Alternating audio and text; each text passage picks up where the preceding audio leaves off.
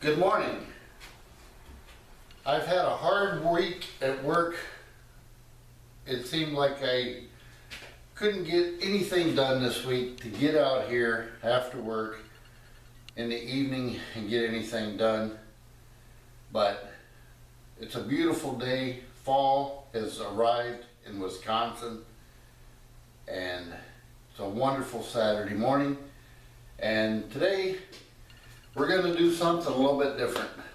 I got this glue-lam from a gentleman in my wood turning club. Thank you, Al. And he said, just turn it like a regular bowl. The only difference, he said, there's a lot of glue. And he said it dulls your tools constantly, so you have to keep your tools sharp. So we're going to give it a try today and see what we can come up with. Also, before I get started, I would like to show that today I'm going to use my brand new Carpenter & Sons Toolworks gouge. This is a 5/8 inch bowl gouge. My son and wife got it for me for Christmas, and it's such a beautiful piece of work. I did not want to dull it because it's extremely sharp when it comes to you, and I wasn't sure if I would know how to resharpen it to the precision that they put on it at the factory. One more thing before we get started. My wife and son bought me that Carpenter & Sons 5/8 inch bowl gouge because I had been complaining about one of my other tools.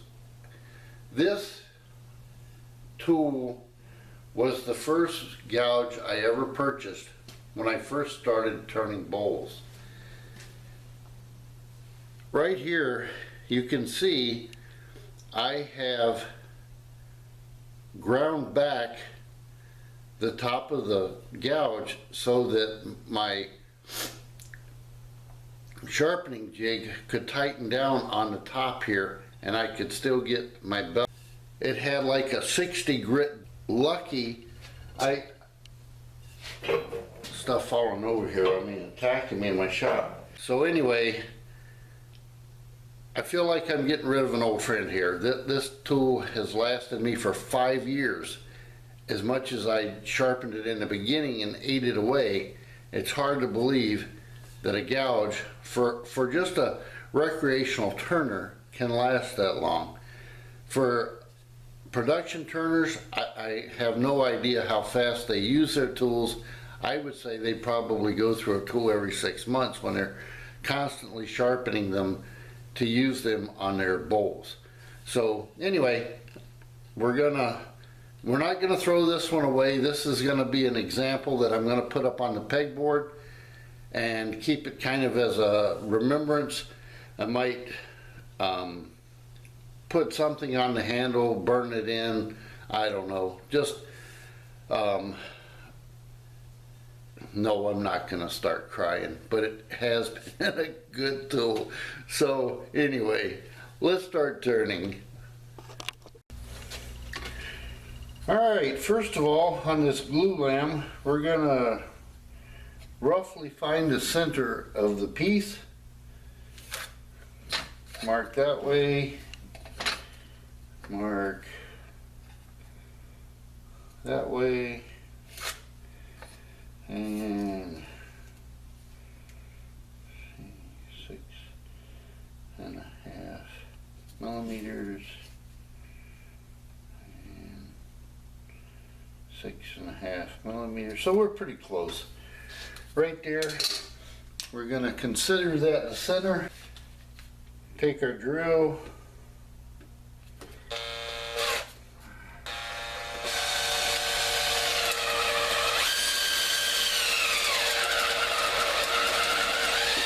Well, we're a little bit off center, but I think that'll do. Close enough. Take our center from our chuck. That'll work.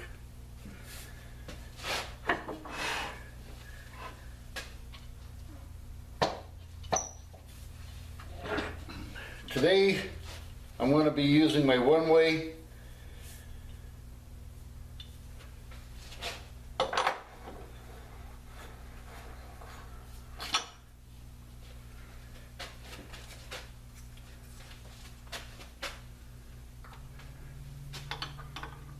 take our center drive, put it in, possibly put it in. One thing about a chuck, occasionally you need to take your air compressor and blow them out real good. They get a bunch of sawdust in them and then they get a little bit hard to tighten up. Make sure it's turning true, and there you go. Turn it, make sure it's tight.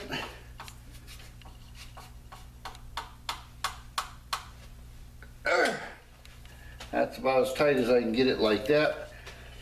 As it's spinning and you start turning, each little time these corners hit the tool, it stops and goes and stops and goes and stops and goes, and the wood is going to tighten up on that spur center or drive center. So I'm not too concerned about getting it too tight by hand, because then when you go to take it off, then it's almost impossible. And that's when you might hear me say a few choice words. And don't need to be doing that today. So, we're going to bring up the tailstock. It's a matter of safety. Make sure we got it turning free. Loosen this. Just snug, doesn't have to be real tight. Got a good spin. We're going to bring up my other tool rest. One thing you need to do whenever you're running a big lathe like this, always check, make sure that your speed is turned all the way down or all the way off. Then turn the tool on and slowly bring your RPMs up. And you know what? People ask, well, what RPM do you turn at? It's personal preference. It's when you feel comfortable. I don't know if you can see this in the camera, but my overhead light is vibrating. Not really bad, but it is a constant vibration, and my other little light that I use, they're both vibrating, not extreme, but they are vibrating just enough where once it's at that point, you know you need to not go any faster with your piece. That piece can fly off of there, and it hits you, it will hurt.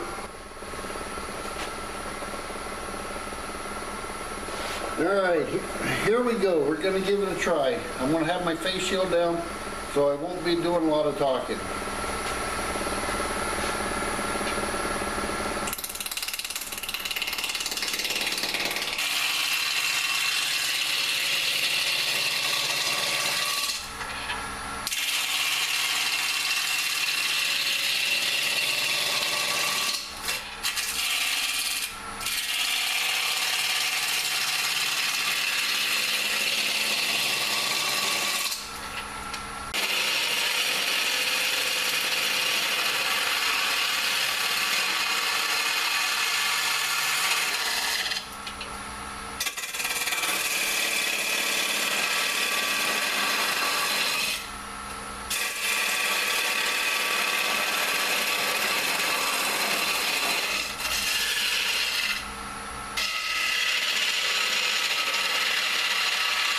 Alright, we're getting close to having this thing cylinder in a cylinder. There we go. I was trying to say cylinder and cylindrical. I don't know what the word is. As a cylinder. I can tell you, the glue in this glue-lam, whatever you call it, is definitely taking its toll on the edge on my tool.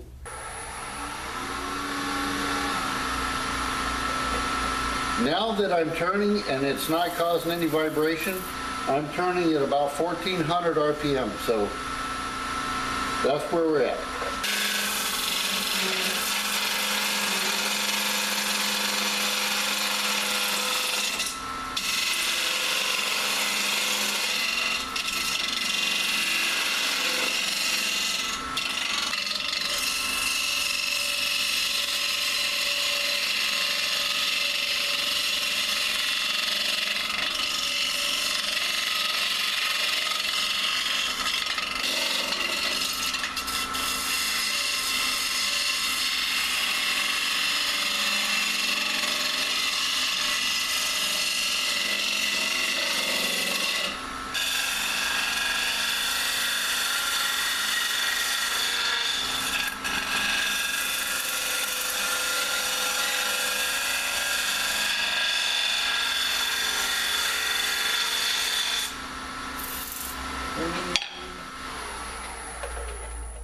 All right, now that we have a cylinder,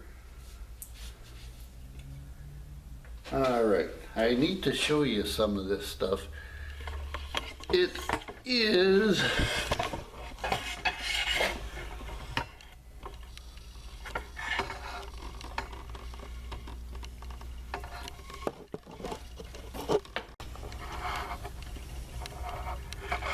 all right.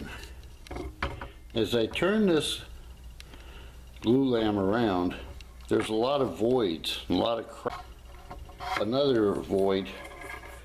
I'm going to shape this down, but that's going to kind of get in the way. So what I'm going to do is I'm going to mix up some 2-part epoxy and fill that in, and I'll be back. Bye. Okay, I'm back, and I'm sorry, but my camera wasn't recording when I was turning this piece, and now you catch me putting a finisher on it.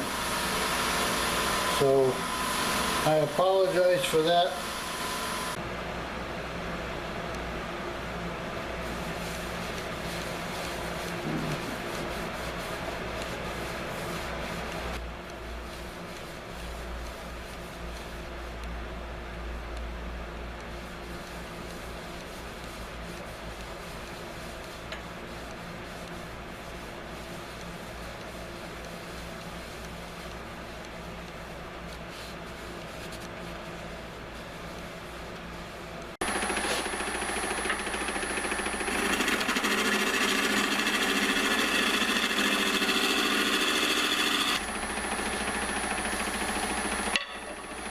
Alright, here we are, just finishing up the bottom.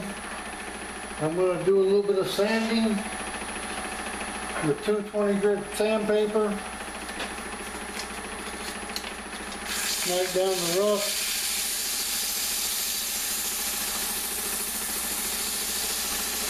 And then add a little bit of finish.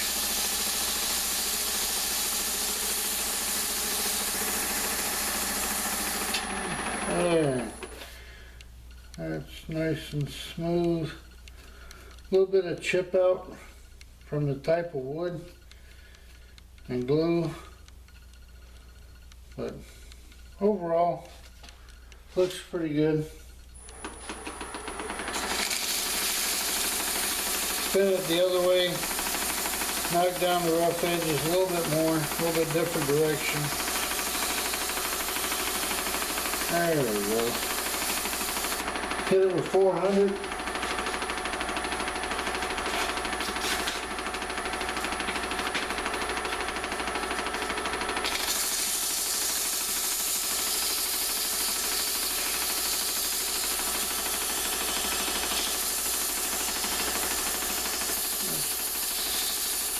Right out there to the edge.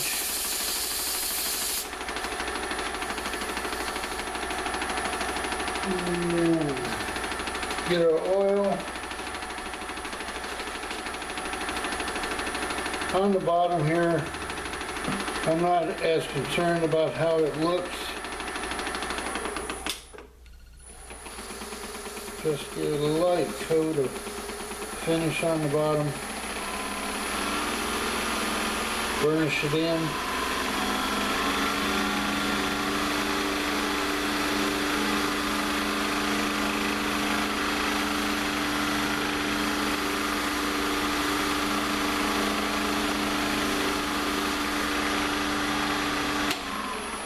And with that, I'm going to cut off that little nib.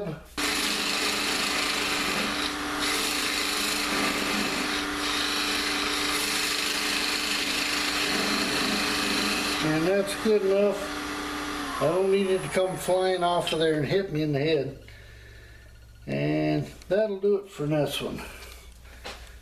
I'm going to take it in there in the house, present it to my wife, see if she likes it. And hopefully she does. And